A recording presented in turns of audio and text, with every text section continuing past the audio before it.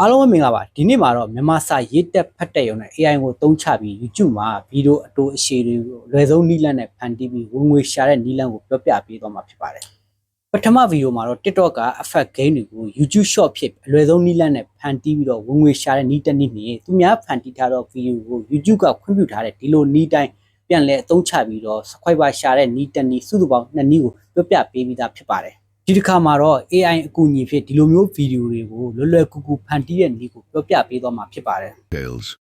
One African buffalo, other names Cape buffalo, habitat Africa, danger level, extremely aggressive and known to attack humans unprovoked. 200 lobbies and charge at high speed. ကဲဒါဆိုစိတ်ဝင်စားပါကကျွန်တော်နဲ့တူခုပဲလိုက်လုပ်ကြည့်အောင်အရင်ဦးဆုံးကျွန်တော်တို့ ChatGPT ကိုဝင်လိုက်ပါ ChatGPT ကနေပြီးတော့ကျွန်တော်တို့ဖန်တီးမိဗီဒီယိုအတွက်လိုအပ်တဲ့အချက်လက်တွေကိုရယူမှာဖြစ်ပါတယ်ဒီလိုဖန်တီးရမှာအင်္ဂလိပ်စာတက်စရာမလိုပါဘူးအစအဆုံးမြန်မာလိုအသုံးပြုပြီးဖန်တီးပေးသွားမှာဖြစ်ပါတယ် ChatGPT မှာခင်ဗျားတို့ဖန်တီးခြင်းတဲ့အကြောင်းအရာအချက်လက်တွေကိုမြန်မာလိုရယူနိုင်ပါတယ်ဥပမာကဘာပေါ်မှာအလှဆုံးပန်းဆယ်မျိုးကိုဖော်ပြပါဒါမှမဟုတ်ကဘာပေါ်မှာကြောက်စရာအကောင်းဆုံးခွေးဆယ်မျိုးကိုဖော်ပြပါဒါမှမဟုတ်ကြောက်စရာအကောင်းဆုံးကုန်းနေတဲ့တော်ရင်းနေတော်စသဖြင့်အမျိုးမျိုးရယူနိုင်ပါတယ်ကျွန်တော်ကဒီနမူနာဗီဒီယိုမှာတော့ကြောက်စရာကောင်းတဲ့ပင်လယ်တော်အကြောင်းရေးသားခိုင်းမှာဖြစ်ပါတယ်ဒါကတော့ ChatGPT ကရေးသားပေးတဲ့ကြောက်စရာကောင်းတဲ့ပင်လယ်တော်များဖြစ်ပါတယ်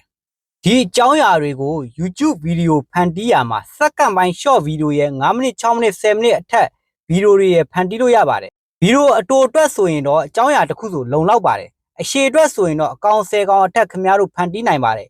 ဗီဒီယိုအရှည်တွေဖန်တီးသွားမှသာလျှင်ခင်ဗျားတို့နောက်ပိုင်း YouTube မှာဝင်ငွေများများရမှာဖြစ်ပါတယ်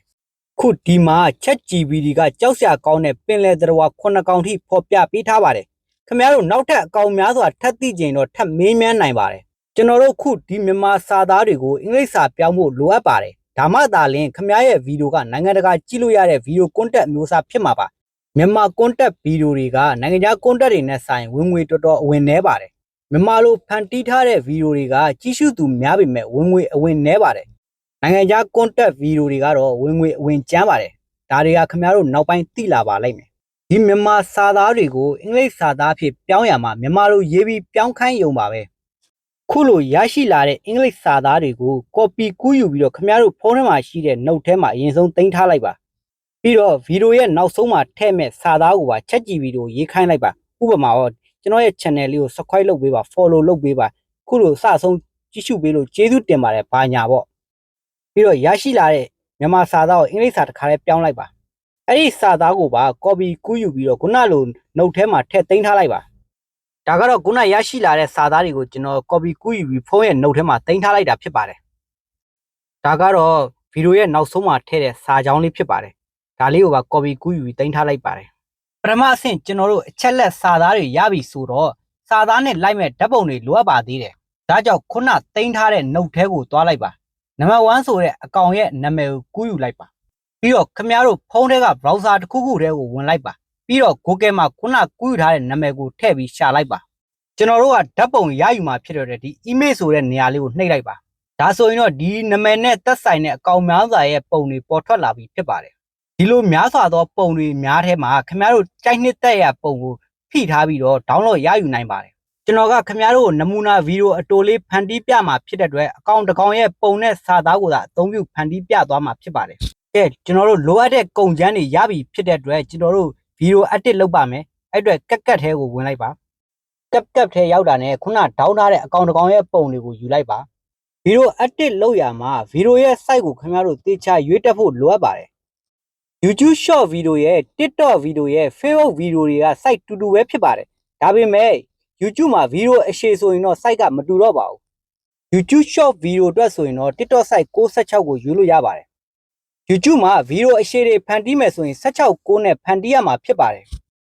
ခင်ဗျားတို့ရွေးချယ်ထားတဲ့ site ပေါ်မူတည်ပြီးတော့ Google ကကူးယူထားတဲ့ပုံကိုလက်နဲ့လိုက်ညှိလို့ရပါတယ်ကျွန်တော်ကဗီဒီယိုအတိုဖန်တီးပြမှာဖြစ်တဲ့အတွက်66 TikTok site နဲ့ဖန်တီးပြသွားမှာဖြစ်ပါတယ်ကဲ Google ကပုံတွေကိုလိုတလောက်ထည့်ပြီးပြီဆိုတော့ခုန copy ကူးသိမ်းထားတဲ့စာသားတွေကိုထည့်မှာဖြစ်ပါတယ်ကျွန်တော်ကဗီဒီယိုအတိုဖန်တီးပြမှာဖြစ်တဲ့အတွက်အကောင့်တစ်ကောင်ရဲ့အချက်လက်ပဲကူးလိုက်မှာဖြစ်ပါတယ်ခင်ဗျားတို့ကဗီဒီယိုအရှည်ဖန်တီးမယ်ဆိုရင်တော့အကုန်လုံးကိုကူးလိုက်ပါကူးပြီးဆိုရင်တော့ကတ်ကိုပြန်သွားလိုက်ပါ ပြီးရင်တော့အောက်ဆုံးမှာရှိတဲ့ text to audio ဆိုတဲ့ပုံလေးကိုနှိပ်လိုက်ပါဒီလိုမျိုးပေါ်လာပြီဆိုရင်တော့ခုန copy ကူးယူထားတဲ့စာသားတွေကိုထည့်လိုက်ပါဗီဒီယိုရဲ့နောက်ဆုံးမှာအသုံးပြုမဲ့ကျေးဇူးတင်စကားလေးကျွန်တော် channel ကို follow လုပ်ပါညာအဲ့ဒီကွစကားလေးကိုတခါတည်း copy ကူးပြီးထည့်လိုက်ပါဒါဆိုရင်တော့ကျွန်တော်တို့ဒုတိယအဆင့်ပြီးသွားပြီဖြစ်ပါတယ်ကျွန်တော်တို့ဒီစာသားတွေကိုအင်္ဂလိပ်လိုပြောခိုင်းမှာဖြစ်ပါတယ်အဲ့ဒီအတွက်အောက်ဆုံးမှာရှိတဲ့အတန်တွေကိုခင်ဗျားတို့ထည့်သွင်းအသုံးပြုနိုင်ပါတယ်The most terrifying ကက်မှာပတ်စံနဲ့ pro မွယ်ထားသူတွေအတွက်ကတော့ pro version မဟုတ်တာတွေကိုရှာပြီးတော့အသုံးပြုနိုင်ပါတယ်တူညီတဲ့အတန်များစွာကိုခင်ဗျားတို့စမ်းကြည့်မယ်ဆိုရင်ဒီမိုးဆိုတဲ့စာလေးကိုနှိပ်လိုက်ပါMost terrifying. ကဲကျွန်တော်အတန်တစ်ခုခုကိုကျွန်တော်ရွေးလိုက်ပါမယ် The most terrifying အတန်ရွေးပြီးပြီဆိုရင်တော့ခင်ဗျားတို့အပေါ်ဆုံးကနှိပ်ဆိုတဲ့စာလေးကိုနှိပ်လိုက်ပါပြီးတော့ဒီမှာ auto စာကြောင်းခွဲမဲ့စာလေးကိုနှိပ်လိုက်ပါဒါဆိုရင်တော့သူဒီမှာစပြီးဖန်တီးနေပြီဖြစ်ပါတယ်ခဏစောက်လိုက်ပါ The most terrifying sea creatures in the world 1. Great white shark Scientific name Carcharodoncarcharias ဒီနေရာမှာခင်ဗျားတို့စာကြောင်းတွေကိုကာလာတွေနဲ့ဖန်တီးနိုင်ပါတယ်ပြီးတော့ဒီဓာတ်ပုံတွေကိုလည်းကျွန်တော်တို့ခင်ဗျားတို့ကျွမ်းကျင်သူတို့ edit လုပ်နိုင်ပါတယ်ကဲဒါဆိုရင်တော့ AI ကိုအသုံးပြုပြီးတော့လွယ်ဆုံးနီးလန်းဖြစ် YouTube ဗီဒီယိုအတိုးအရှည်ဖန်တီးတဲ့နီးလန်းကိုပြောပြပေးသွားတာဖြစ်ပါတယ်ယခုလိုအကြောင်းအရာများကိုစိတ်ဝင်စားပါကကျွန်တော်ရဲ့ channel လေးကို follow လေးလုပ်ပေးထားပါအောင်ခင်ဗျာအားလုံးကိုကျေးဇူးတင်ပါတယ်ခင်ဗျာ